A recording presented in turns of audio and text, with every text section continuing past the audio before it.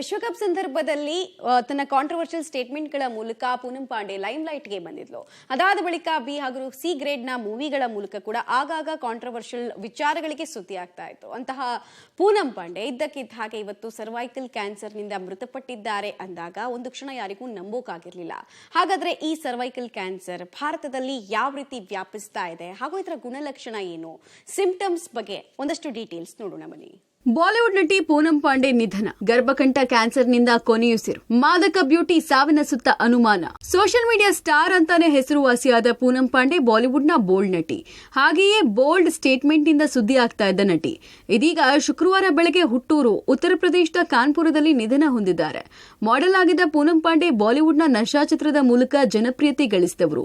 2011ರಲ್ಲಿ ಭಾರತ ವಿಶ್ವಕಪ್ನಲ್ಲಿ ಗೆದ್ರೆ ಬೆತ್ತಲಾಗುವುದಾಗಿ ಹೇಳಿಕೆ ಕೊಡುವುದರ ಮೂಲಕ ಸೆನ್ಸೇಷನ್ ಕ್ರಿಯೇಟ್ ಮಾಡಿದ್ರು. ಮಾಡೆಲಿಂಗ್ ಮಾಡ್ತಾ ಇದ್ದಾಗಲೇ ಸೋಷಿಯಲ್ ಮೀಡಿಯಾವನ್ನ ಚೆನ್ನಾಗಿ ಬಳಸಿಕೊಳ್ತಾ ಇದ್ದ ನಟಿ ತನ್ನ ಅರೆನಗ್ನ ಫೋಟೋ ಹಾಗೂ ವಿವಾದಾತ್ಮಕ ಹೇಳಿಕೆಯಿಂದ ಸುದ್ದಿಯಲ್ಲಿದ್ರು.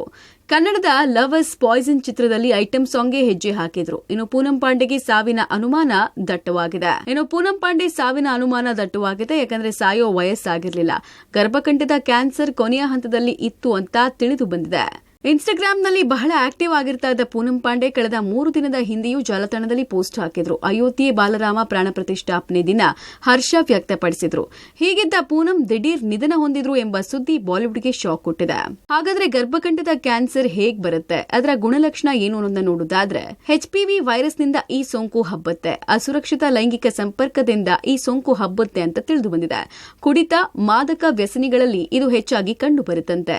ವಾಸನೆಯುಕ್ತ ಬಿಳಿ ಸೆರಗು, ಆಗಾಗ ರಕ್ತಸ್ರಾವದ ಸಮಸ್ಯೆ ಕೂಡ ಈ ಸೋಂಕಿನ ಲಕ್ಷಣ ಆಗ್ತಾ ಇದೆ.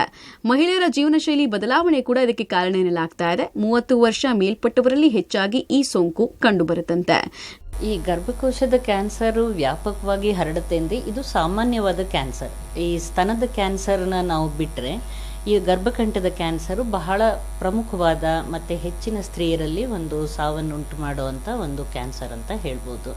ಇದು ಚಿಕ್ಕ 30 ವರ್ಷದ ನಂತರ 40-50 ವಯಸ್ಸಿನಲ್ಲಿ ಹೆಚ್ಚಿನ ಜನರಲ್ಲಿ ನಾವು ನೋಡ್ತೀವಿ. ಇದು ಇತ್ತೀಚಿನ ದಿನಗಳಲ್ಲಿ ಹೆಚ್ಚಿಗೆ ಆಗ್ತಿದೆ. ಒಂದು ಕಾರಣ ಇದು ನಮ್ಮ ಜೀವನ ಶೈಲಿ, ನಾವು ತಗೊಳ್ಳೋ ಆಹಾರ ಅಥವಾ ನಮ್ಮಲ್ಲಿ ದೇಹನ ಹೋಗುವಂಥ ಈ ರಾಸಾಯನಿಕಗಳು ಅಂಥದ್ದು ಒಂದು ಕಡೆ ಆದರೆ, ಸ್ಮೋಕಿಂಗು, ಡ್ರಿಂಕ್ಸು ಇದನ್ನೆಲ್ಲ ತಗೊಂಡ್ರೆ ಬಹಳ ಮುಖ್ಯವಾಗಿ ಇದಕ್ಕೆ ಕಾರಣ ಇರೋದು ಹ್ಯೂಮನ್ ಪ್ಯಾಪಿಲೋಮಾ ವೈರಸ್ ಅನ್ನೋ ಒಂದು ವೈರಸ್ನ ಸೋಂಕಿನಿಂದ ಆಗುವಂಥದ್ದು. ಇದು ಲೈಂಗಿಕ ಸಂಪರ್ಕದ ಸಮಯದಲ್ಲಿ ಈ HPV ವೈರಸ್ ಸೋಂಕು ಆಗತ್ತೆ. ಈ ಸೋಂಕಾಗೋ ಪ್ರತಿ ಸ್ತ್ರೀಯರಲ್ಲೂ ಕೂಡ ಈ ಕ್ಯಾನ್ಸರ್ ಆಗೇ ಆಗುತ್ತೆ ಅಂತ ತಿಳಿದೇ ಇದ್ರೂ ಕೂಡ ಬಹಳಷ್ಟು ಈ ಕ್ಯಾನ್ಸರ್ ಸರ್ವಿಕ್ಸ್ ಅಥವಾ ಗರ್ಭಕಂಠದ ಕ್ಯಾನ್ಸರ್ ಆಗೋದು ಈ ಸೋಂಕಿನಿಂದ. ಹಾಗಾಗಿ ಇದಕ್ಕೆ ಒಂದು ವ್ಯಾಕ್ಸಿನ್ ಇವಾಗ ನಮಗೆ ಲಭ್ಯ ಇದೆ. ಇದು ಒಂದೇ ಒಂದು ಕ್ಯಾನ್ಸರ್ ನಾವು ತಡೆಗಟ್ಟೋಕ್ಕೆ ವ್ಯಾಕ್ಸಿನ್ ಮೂಲಕ ತಡೆಗಟ್ಟೋಕ್ಕೆ ಸಾಧ್ಯವಾಗಿರುವಂಥದ್ದು. ಇದು ಹೆಚ್ಚಾಗ್ತಿದೆ ಅನ್ನೋದಕ್ಕಿಂತ ಹೆಚ್ಚಿನ ಸ್ತ್ರೀಯರಲ್ಲಿ ನಾವು ಪರೀಕ್ಷೆ ಮಾಡಿ ಅದನ್ನು ಕಂಡುಹಿಡಿತಾ ಇದ್ದೀವಿ.